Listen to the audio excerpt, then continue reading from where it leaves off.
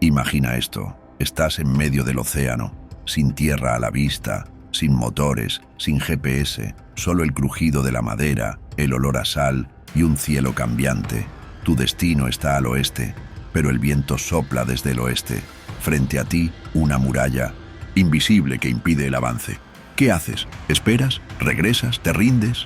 Durante la era de las grandes exploraciones, cuando Europa se lanzaba al mar en busca de territorios, riquezas y gloria, los navegantes no solo enfrentaban tormentas, escorbuto o motines. En realidad, su peor enemigo era uno que no podían ver ni tocar: el viento. No porque faltara, sino porque muchas veces soplaba desde el lugar al que querían llegar. Para la mayoría, un callejón sin salida. Pero para los marinos de verdad, era solo el comienzo de un desafío mayor. Lo que hoy damos por sentado, que los barcos a vela pueden navegar en casi cualquier dirección, fue en su momento una de las conquistas más asombrosas del ingenio humano. No se trataba de magia ni de suerte, era ciencia aplicada con 1900 siglos de experiencia acumulada.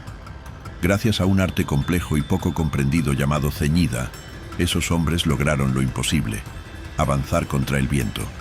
La mayoría de la gente cree que un barco solo avanza si el viento lo empuja desde atrás, como una cometa. Y sí, eso es lo ideal. Pero en alta mar, lo ideal rara vez sucede. El viento cambia, se opone, desafía. Y fue ahí donde los navegantes del siglo XV demostraron su grandeza. No luchaban contra el viento, lo seducían. No lo enfrentaban de frente, lo rodeaban, lo leían, lo usaban. La clave estaba en la posición de las velas, en la forma del casco y, sobre todo, en la habilidad de entender que el viento no era un obstáculo, era un lenguaje. Navegar contra él no era una cuestión de fuerza, era una danza sutil, un juego de ángulos, una estrategia que exigía paciencia, disciplina y una relación íntima con el mar. Así nacía la ceñida, una técnica que permitió cruzar océanos, regresar a casa y construir imperios, y aunque pocos la recuerdan hoy, sin ella, la historia habría sido muy distinta. Para entender la ceñida, hay que olvidar la idea de avanzar en línea recta. Cuando un barco necesitaba ir hacia el norte, y el viento venía también del norte, intentar avanzar directamente era inútil, como empujar una pared con las manos. Pero los navegantes descubrieron algo brillante. Podían acercarse al destino, girando levemente hacia el noreste, luego hacia el noroeste, en una secuencia de movimientos en zigzag, conocida como bordadas. Cada tramo no parecía un avance directo, pero lo era. Poco a poco, como una aguja cosiendo el océano, el barco se aproximaba a su objetivo. Esta maniobra no era simple. Exigía un dominio total del timón, de las velas y del ritmo del mar. Cada virada requería que los marineros trabajaran en conjunto. Ajustar cuerdas, rotar las velas, inclinar el mástil. Era como coreografiar una danza en medio de un escenario que cambiaba a cada minuto. Y todo esto mientras el barco crujía, las olas golpeaban y el viento silbaba como un animal salvaje. La clave no estaba solo en el movimiento. Estaba en las velas. Los barcos europeos de los siglos XV y XVI, como las carabelas y los galeones, incorporaron un diseño revolucionario traído de la navegación árabe: las velas latinas. Estas velas triangulares, a diferencia de las cuadradas, no eran simplemente empujadas por el viento. Aprovechaban un principio que siglos después entenderíamos como aerodinámica. El aire fluía más rápido por un lado que por el otro de la vela, generando una diferencia de presión que, como las alas de un avión, succionaba al barco hacia adelante. No era magia, era física, era inteligencia naval antes de que existieran las universidades que la explicarían. Era observar el cielo y el mar, probar, fallar y volver a intentarlo. Gracias a esta comprensión, los marineros no solo podían moverse con el viento a favor, también podían enfrentarlo sin desafiarlo, bordearlo, domarlo, convertir su fuerza en aliada, sin motores, sin mapas precisos, solo con intuición, experiencia y una vela bien colocada. Y mientras en tierra muchos creían que el viento era un límite, en el mar aprendieron que era una puerta. Una puerta difícil de abrir, sí, pero una vez dominada, conducía a cualquier lugar del mundo. Pero no bastaba con tener buenas velas. El verdadero secreto para navegar contra el viento estaba escondido bajo la línea del agua, en una parte del barco que pocos veían, la quilla. Esa estructura, que se extendía como una espina dorsal por debajo del casco, era esencial para transformar el empuje lateral del viento en avance real. Funcionaba como una aleta estabilizadora. Mientras el viento intentaba empujar el barco de lado, la quilla resistía, obligando al navío a avanzar hacia adelante. Sin ella, todo intento de ceñida era inútil. El barco simplemente se deslizaría como una hoja arrastrada por la corriente. Este equilibrio delicado entre las fuerzas del viento, el diseño de las velas y la resistencia de la quilla convirtió a los barcos europeos en verdaderas máquinas de conquista oceánica. A bordo, la tripulación vivía una guerra constante contra el cansancio y los elementos.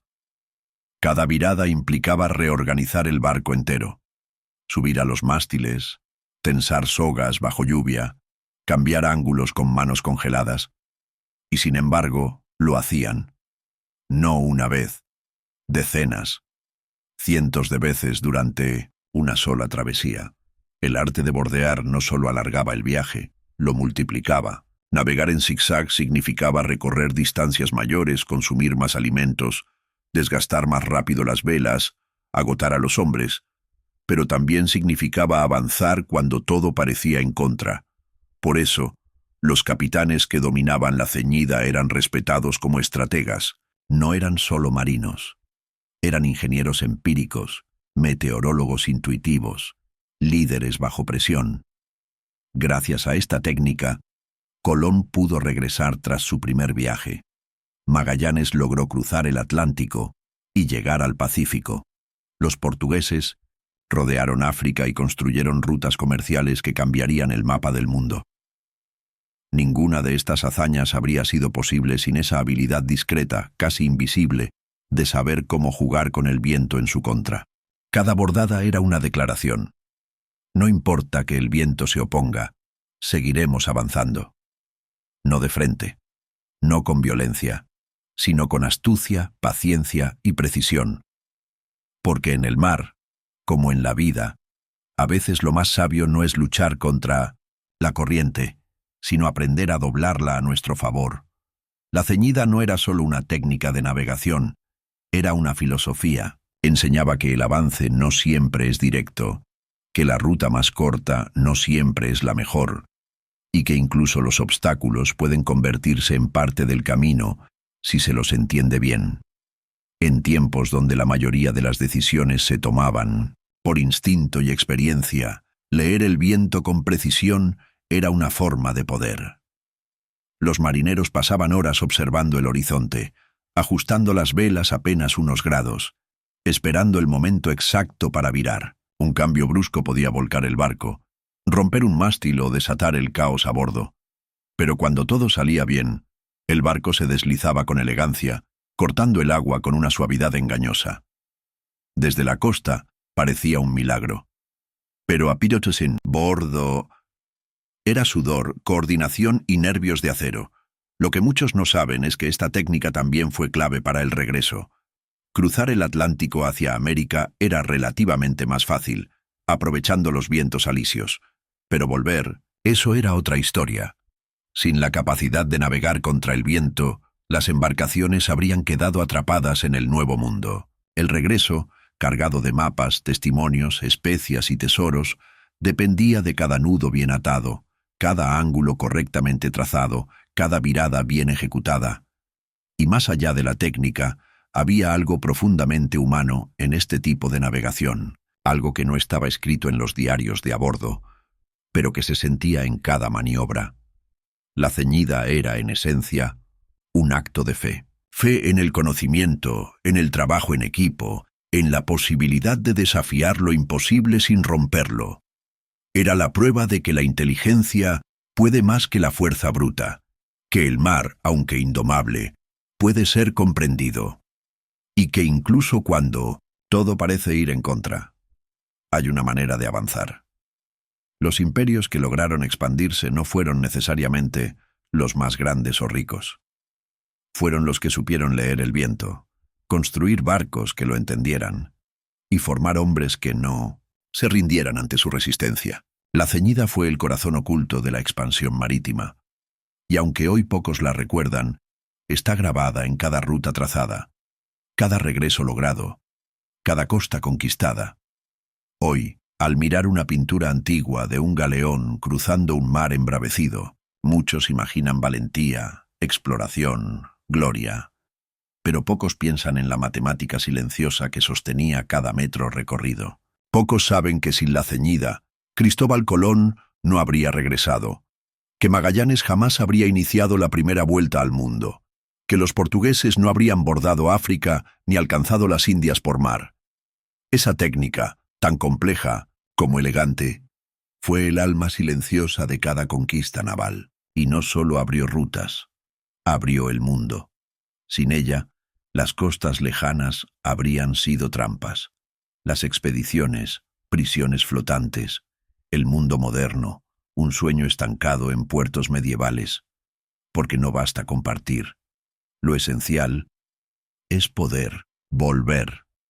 Navegar contra el viento fue y sigue siendo una metáfora viviente. Nos recuerda que incluso cuando todo parece ir en dirección contraria, existen formas de avanzar, que no se trata de fuerza bruta, sino de estrategia, que la inteligencia, aplicada con paciencia y precisión, puede torcer hasta las leyes de la naturaleza, que a veces, para conquistar lo lejano, primero hay que aprender a bordear lo imposible. Imagina estar en medio del Atlántico, sin motores, sin cartas detalladas, sin ayuda externa. Solo tú, tu tripulación, las velas y el viento soplando en contra. Cada decisión, cada nudo, cada maniobra significaba vivir o desaparecer. Y, aún así, esos hombres no retrocedieron. Aprendieron a avanzar como se avanza cuando no hay camino, paso a paso, giro a giro, virada a virada. Si esta historia te hizo ver el mar con otros ojos, dale like. Comparte este video con alguien que cree que el viento en contra es el final y suscríbete al canal, porque aquí seguimos navegando juntos por los secretos del océano y de la historia.